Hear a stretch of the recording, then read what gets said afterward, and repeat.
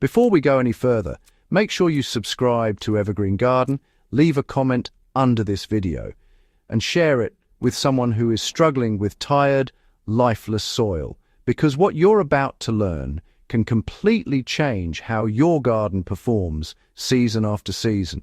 Many gardeners keep adding compost, fertilizers, and amendments, yet the soil still stays compacted, lifeless, and unproductive. The reason is simple. Soil doesn't die from lack of nutrients, it dies from lack of biology. This Korean soil restoration method works because it restores life first, not chemicals.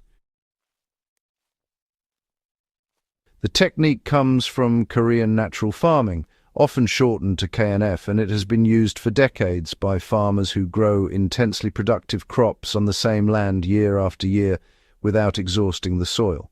At its core, this method focuses on cultivating indigenous microorganisms and feeding them simple carbon sources so they multiply, break down organic matter, and rebuild soil structure from the inside out. When soil biology is restored, nutrients unlock naturally, roots penetrate deeper, and water infiltration improves dramatically. When soil is hard-crusted, waterlogged, or dries into concrete, it is not a nutrient problem. It is a microbial collapse.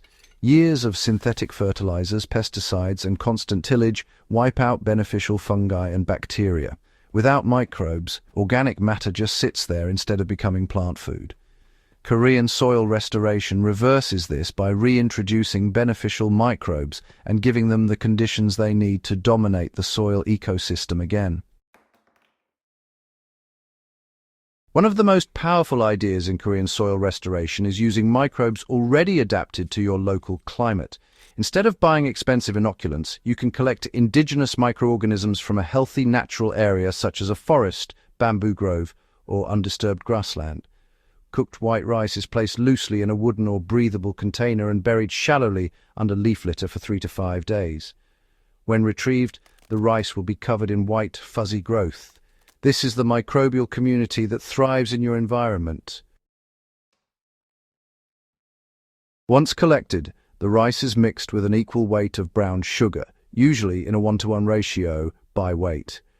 If you have 1 kilogram of colonized rice, you mix it with 1 kilogram of brown sugar. The sugar draws out moisture and puts the microbes into a dormant but stable state.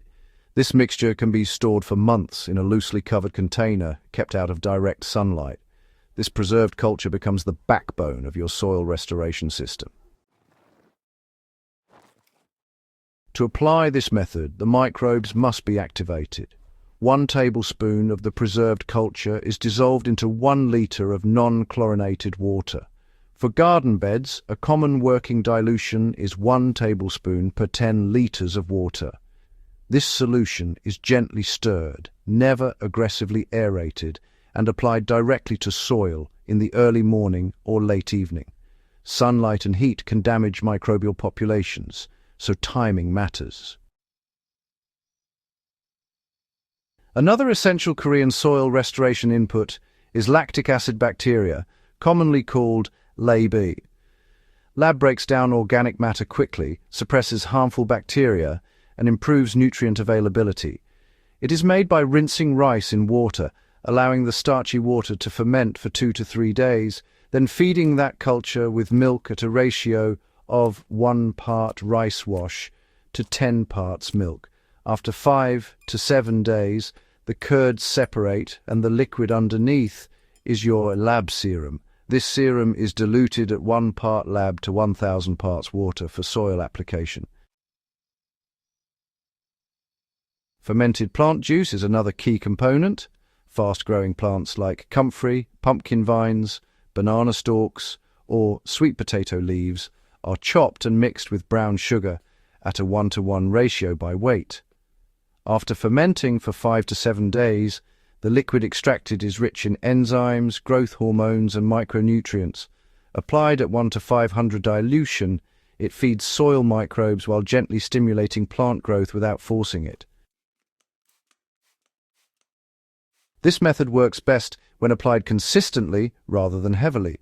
Applying microbial solutions every 2 to 3 weeks builds a stable soil food web, In severely compacted soil, watering the soil first helps microbes penetrate deeper. Mulching after application protects microbial life and creates the moist environment they need to thrive. Within weeks, soil begins to smell earthy instead of sour, earthworms return, and water infiltration improves noticeably. Gardeners who commit to this Korean soil restoration method often find that within just one growing season, the need for fertilizers drops dramatically.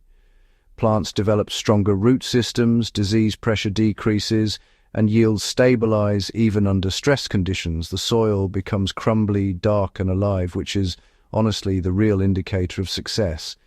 This is not a quick fix, but it is, a permanent solution. Whether you garden in containers, raised beds, or open ground, the principles remain the same.